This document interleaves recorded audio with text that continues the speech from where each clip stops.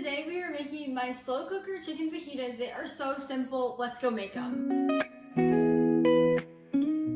Down in the description below, I will leave the link to my full written recipe over on the blog. You can go over there and print and save anytime. But to get started, you're gonna need to grab a slow cooker. So this one is my absolute favorite. I've had a few different kinds of slow cookers. This is a Green Life crock pot. This is not sponsored by them in any way. I just absolutely love their products.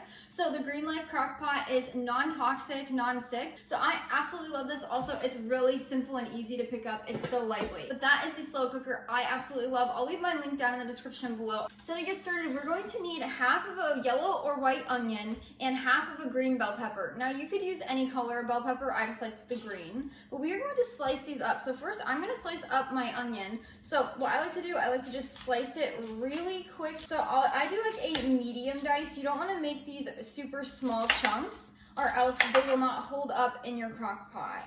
And then we are going to add these to our slow cooker.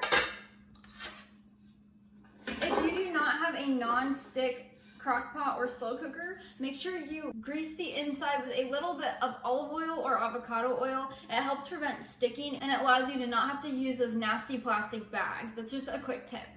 Next, we're going to grab our bell pepper. So I've already rinsed and dried this off. So you're just gonna cut this in half. Now, this recipe makes about 2 to 3 servings, so you can double this or triple it as many times as you need. We're just going to cut this bell pepper in half, and then as you can see, I'm using my knife to take out this middle part. That way we're not having seeds everywhere. You can put the other half in a container, just like with the other half of the onion, and you can save it for later. But once you have the seeds and everything removed from your bell pepper, you're just gonna cut this also into a medium-sized chunk, just like our onions. So, just like this.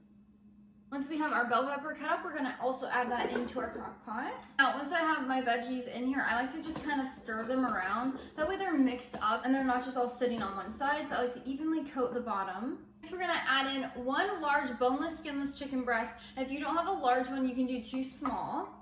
So we'll just add that in here on top of the peppers and onions. And finally, we just have to make our seasoning mix. So this is really simple. You're gonna grab a small mixing bowl and we'll add in 1 teaspoon of salt. I like to use sea salt.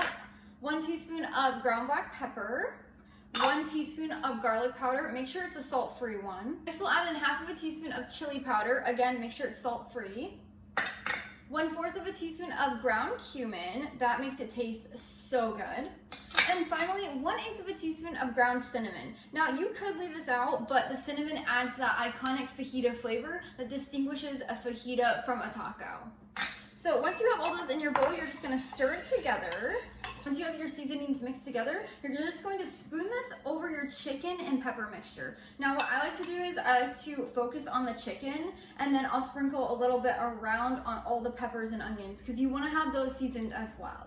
And finally, we'll add in 1/4 of a cup of water, or you can use low sodium chicken broth. That's what I'm using. It just adds a little bit of moisture.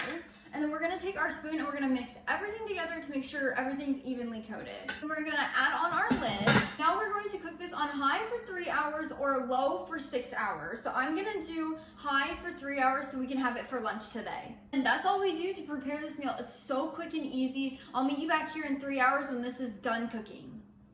Now that our chicken has finished cooking, it's been about 3 hours on high. We're going to take the lid off and shred our chicken. To shred your chicken, you can do it a few ways. So you can just use a spatula or a spoon and just kind of break your chicken up, or you can use forks to pull it together. You can also put this in a bowl and use an electric mixer with beater attachments and run that through your chicken and it will shred it really quick. So it's completely up to you what you want to do. And that is how easy it is to make my slow cooker chicken fajitas. It really only takes a few minutes of prep before you cook it, and then you can just walk away, leave this cook all day, and come back to a homemade meal. You can serve this on tortilla chips and do like a chicken fajita nacho. You can also serve this in tortillas. So I like to make sourdough soft tortillas. I'm actually making a batch back there. I'll leave that recipe linked down in the description below. It's over on the blog. I'll also put something up here so you can click on the video I have here on YouTube. Let's give it a quick taste before we serve it.